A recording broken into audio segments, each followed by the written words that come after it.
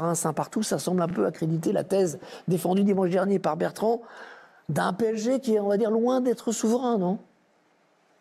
Oui, après, vous avez eu un débat assez animé aussi mercredi, pour savoir. Mais en fait, il y a eu un début de saison plutôt très prometteur de la part du Paris Saint-Germain, avec beaucoup plus de collectifs, avec des occasions, avec des buts, avec de la jeunesse, avec tout ce qu'on aimerait voir chez le Paris Saint-Germain. Et là, c'est vrai qu'avec ce match de Champions League et ce match de championnat, on émet un petit peu plus de doutes, mais je pense que la saison est encore longue. La vérité, c'était peut-être pas forcément le début de saison, c'était peut-être pas forcément les 2 matchs. Mais globalement, le Paris Saint-Germain reste dans ses temps de passage et c'est qu'un petit coup d'arrêt sans être vraiment dramatique. En fait, tout dépend de ce qu'on attend du Paris Saint-Germain. En fait, gagner la Ligue des Champions? Non, moi pour le coup, j'attends pas ce qui gagne la Ligue des Champions. Ils semblent être les mêmes avec un budget qui est le même. Ils ne les affichent plus, en tout cas. Bah oui, mais sauf que c'est pas parce que vous le dites plus que pour autant que vous n'êtes pas un prétendant. Enfin, je suis surpris d'entendre ça. Alors effectivement, ils ont plus l'effectif parce que peut-être qu'ils travaillent moins bien.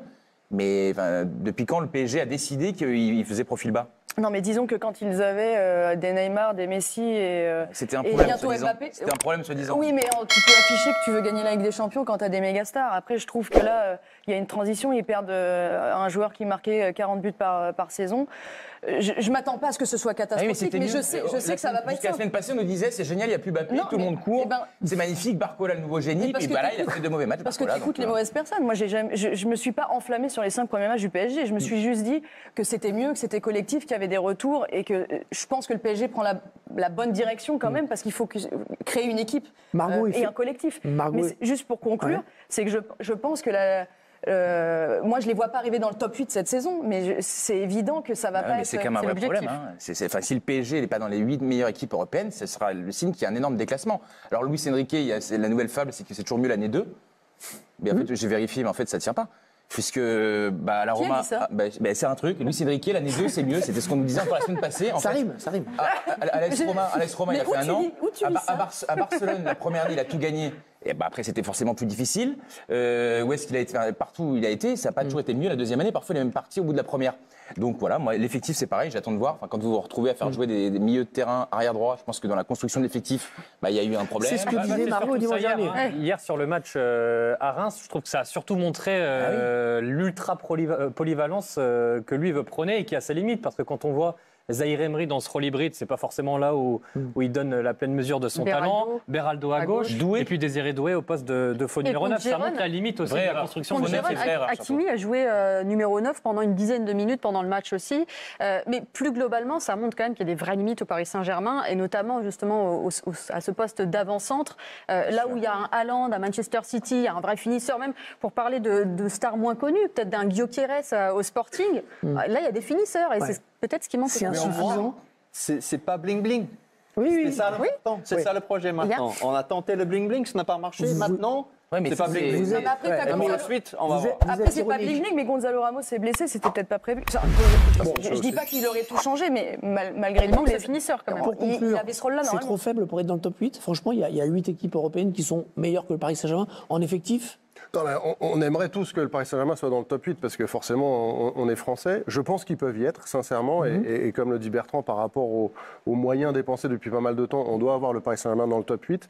Maintenant on a tous aussi pointé les incohérences peut-être d'une partie de la constitution de l'effectif et moi je prône aussi beaucoup la jeunesse de cet effectif où il faudra s'attendre à ce qu'il y ait des pics et qu'il y ait aussi des moments où ils auront un petit peu moins de régularité. L'inconstance sera certainement un petit peu plus présente parce que la jeunesse de Ils ont une saison régulière avec des adversaires super durs. C'est aussi pour ça que je ne les vois pas dans le top 8. Après, c'est qu'ils ont un tirage. L'objectif, c'est d'être dans le top 8 à la fin de la saison, à minima en quart de finale de la Ligue des Champions. Et peu importe s'ils font un 16e, why not tu vois.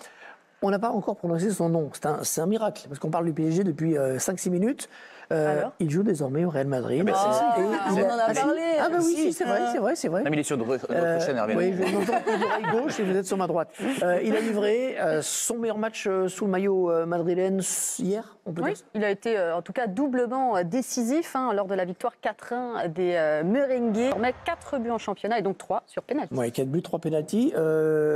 Gauthier me disait qu'il y avait un débat sur son efficacité quand même en Espagne dans le 1 contre 1. On commence à lui reprocher de rater des occasions. Bah oui, moi je trouve qu'on fait quand même preuve de mansuétude avec lui. Si ce qu'il a fait hier convient à tout le monde, C'est mieux. On dit juste que c'est mieux. Mais est-ce que c'est buteur et passeur. Il est buteur et passeur. Il faut savoir que lui, il est tout le temps négatif. Non, mais c'est pas ça. Non, mais ce qui est vrai dans ce que dit Bertrand, c'est qu'il a vraiment manqué de justesse. Il était très connecté aux autres. Moi, j'ai vraiment aimé son match. On parle d'un mec qui fait partie probablement des 3 meilleurs joueurs du monde. C'est-à-dire que là, qu'il soit capable, le jeu face à lui, de faire une passe en profondeur à Vinicius, merci qu'il soit capable de le faire et de marquer le penalty du 4-1. On parle d'un joueur avant, on aurait des résumés, on n'aurait même pas eu le temps de toute l'émission pour montrer tout ce qu'il a fait dans un match. Là, il a raté des occasions et je le vois. Dire Vinicius, en un quart d'heure, il a fait plus que lui sur un match. Bon, bah, ça, c'est la réalité du match d'hier. Il est là depuis 3 ans. Tu te rappelles des débuts de Vinicius? Oui, d'accord, mais c'est mieux. Mais est-ce que pour autant, c'est très satisfaisant? Moi, à une époque, il rentrait sur la pelouse, on disait, oulala, il va toucher le ballon, que va-t-il se passer? Il y a quand même une période d'adaptation, quand même, non? Bon, mais moi, j'attends, il n'y a pas de souci, j'attends. Mais en bleu, c'est quoi le problème en équipe de France? C'est le même joueur en équipe de France, là, il n'a pas d'adaptation, là, le brassard, il joue où il veut. Il est ronchon en équipe de France. Mais ce qui est vrai, c'est que depuis le début de son arrivée, en tout cas son début de saison au Real Madrid, son taux de conversion de tir en but est largement inférieur à ses standards en carrière. Il est à 5% depuis qu'il est au Real Madrid, alors qu'avant, il était toujours entre 15 et 20% sur les dernières saisons au Paris Saint-Germain. Mais il a marqué quand même dans le jeu. Ça, c'était en Ligue des Champions cette semaine contre Stuttgart. Effectivement, un but enfin dans le jeu pour... les buts qu'il met maintenant, mais sont tous les buts qu'il mettait avant. Enfin non, j'ai l'impression d'être fou en disant ça, mais non, enfin je sais pas. Il vous fait la même impression qu'avant, Mbappé? Mais non, bien sûr que non. Alors, faisons pas on essaye de pointer la cage vide. On essaye de pointer des améliorations. Qu'est-ce qu'il voulait qu'il fasse là, sans déconner? Mais sur cette action-là, c'est très bien, mais il fait que ça. Il fait que ça. Laissons-lui un peu de temps. Il y a pas eu ici, il y a eu un penalty dans ce match aussi. Il y a eu, alors dans ce match-là, Kylian Mbappé, alors il y a eu un penalty. Non, mais un penalty qui a été refusé. Oui, voilà, qui a été refusé, effectivement. Donc ça, c'est une petite image cocasse qu'on a à vous montrer, puisqu'il y a eu un penalty qui a été sifflé, d'abord accordé au Real Madrid, puis refusé dans un deuxième temps. Et donc Kylian Mbappé va donner ce ballon à Vinicius, qui va le garder un petit peu, qui va faire durer le suspense et qui va finalement le transmettre à Bellingham. Ce pénalty ne va pas être tiré, mais ça nous montre quand même que l'histoire des pénaltys va durer au Real Madrid. Que ça penalty gate, il n'y a même pas de pénalty. Même les pénaltys non sifflés. Le gâteau va se partager à 3 peut-être.